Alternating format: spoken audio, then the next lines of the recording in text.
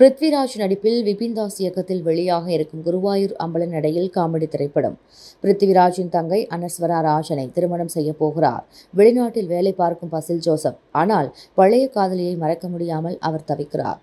அவரது நிலைமையை புரிந்து கொண்ட பிருத்விராஜ் செல்போனிலேயே ஆறுதல் கூறி அவருக்காக பக்கபலமாக இருப்பதாக கூறுகிறார். பிருத்விராஜின் பேச்சில் அவர் மீது அன்பும் மரியாதையும் அதிகரிக்க இந்தியாவுக்கு வரும் பசில் ஜோசப்பிற்கு அதிர்ச்சி காத்திருக்கிறது. அதன் பின்னர் தனது திருமணத்தில் உள்ள பிரச்சனை அவர் எப்படி சமாளிக்கிறார், அனஸ்வரா ராஜனை திருமணம் செய்தாரா இல்லையா என்பதே படத்தின் கதை. ஜெய ஜெய ஜெய ஜெய ஹே எனும் சூப்பர் ஹிட் படத்தை கொடுத்த விபின் தாஸ் இப்படத்தை இயக்கியிருக்கிறார்.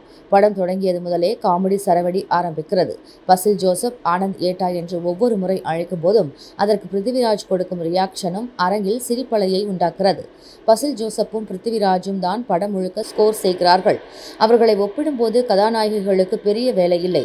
அழகிய லைலா பாடலை வைத்து காமெடி செய்திருக்கும் இடங்கள் சிறப்பு. ஒவ்வொரு காட்சிக்கும் காமெடி தெரிக்கின்றன.